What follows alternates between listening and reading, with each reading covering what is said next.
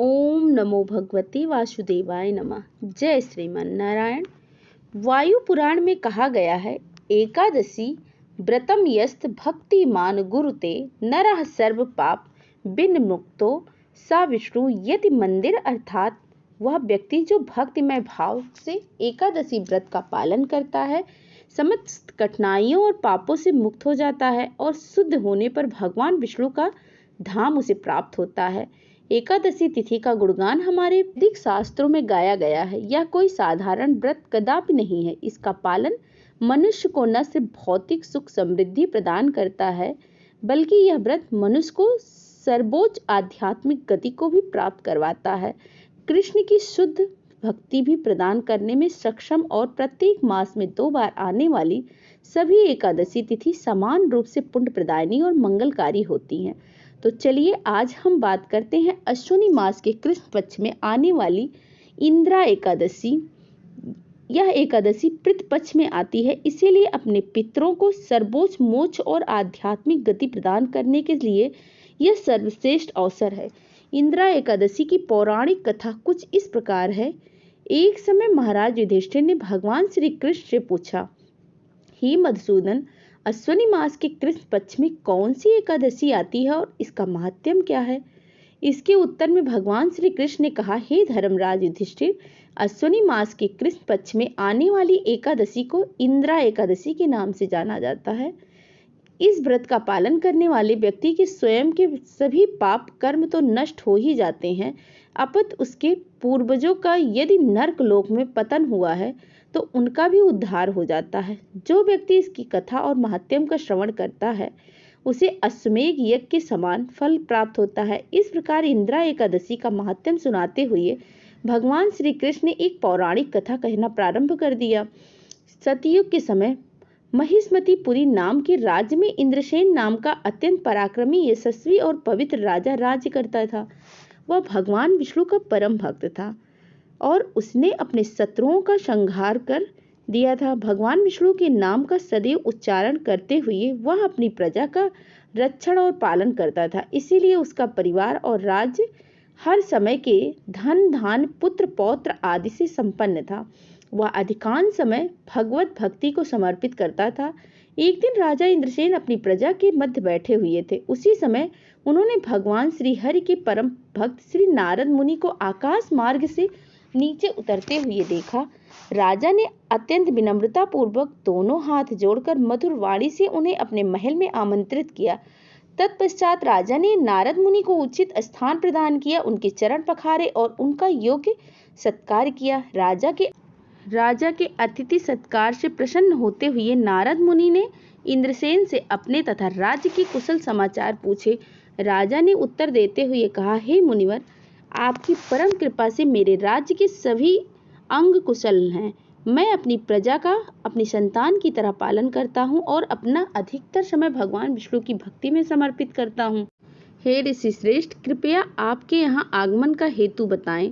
नारद मुनि ने कहा, राजन, जब मैं ब्रह्मलोक से यमलोक में पहुंचा तो मैंने आपके पिता को यमराज की सभा में देखा। अत्यंत आश्चर्य के साथ जब मैंने उनकी वहां उपस्थिति का कारण पूछा तो ज्ञात हुआ कि हालांकि वे अत्यंत धार्मिक राजा थे, परंतु उन्होंने एकादशी व्रत में निर्धारित समय से पूर्व ही पारण कर लिया था, इसीलिए उन्हें यमलोक में वास करना पड़ रहा है। उन्होंने आपके लिए एक संदेश देते हुए कहा है कि हे पुत्र, कृपया तुम नियम पूर्वक आने वाली इंदिरा एकादशी का पालन करना, जिससे कि मैं अपने पूर्व जन्म के पाप से मुक्त होकर स्वर्ग की ओर जा सकूं।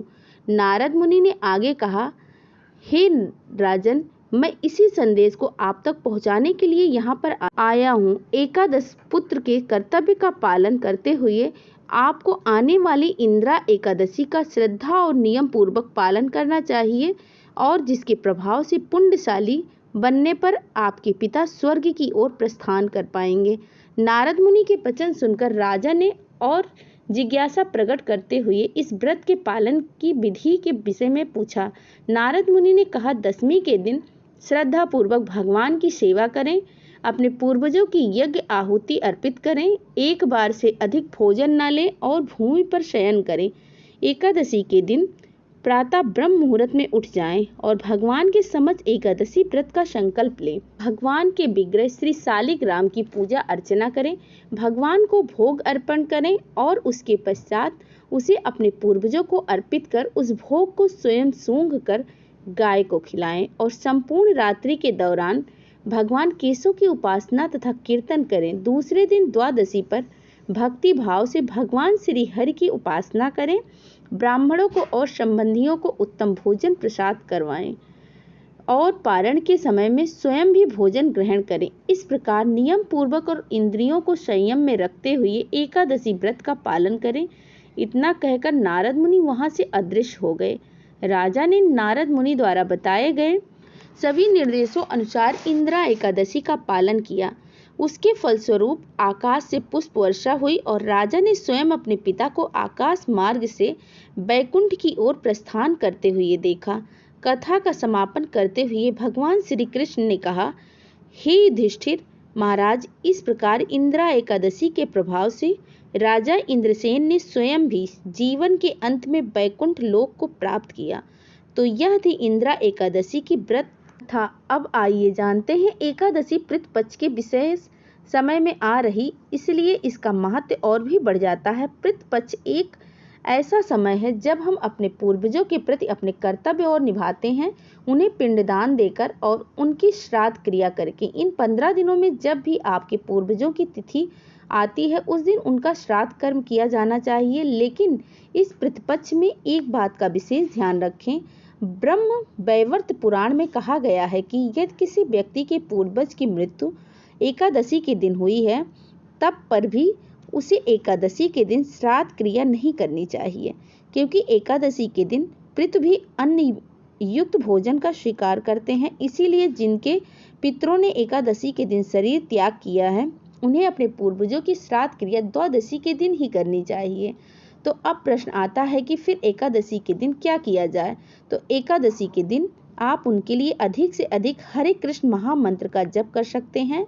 आप स्वयं एकादशी का पालन करके उसके फल को उन्हें अर्पित कर सकते हैं। और जैसे ही आपने इस व्रत में सुना, राजा द्वारा एकादशी का फल प्राप्त होने से उनके पूर्वजों को उच्च आध्यात्मिक गति प्राप्त हो गई। उस प्रकार आपके द्वारा इसका एकादशी का पालन करने से आपके पितरों को भी मुक्ति मिल सकती है। इसीलिए प्रयास करें कि एकादशी के दिन आप स्वयं उपवास रखें, अधिक से अधिक हरे कृष्ण महामंत्र का जप करें, वैदिक ग्रंथों का श्रवण और अध्ययन करें और अगले दिन पारण के समय पर आप उनके नाम पर दान दक्षिणा और अन्न प्रसाद दान कर सकते हैं। उनकी श्राद्ध क्रिया भी द्वादशी के दिन की जा सकती है। तो इस प्रकार अश्विनी मास के कृष्ण पक्ष में आने वाली इंदिरा एकादशी उसके व्रत करने वाले मनुष्य को और उसके पितरों को भी सर्वोच्च आध्यात्मिक गति प्रदान करती है। ओम नमो भगवते वासुदेवाय नमः।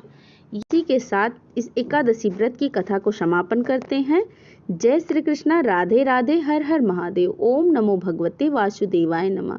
जय श्रीमन नारायण। धन्यवाद।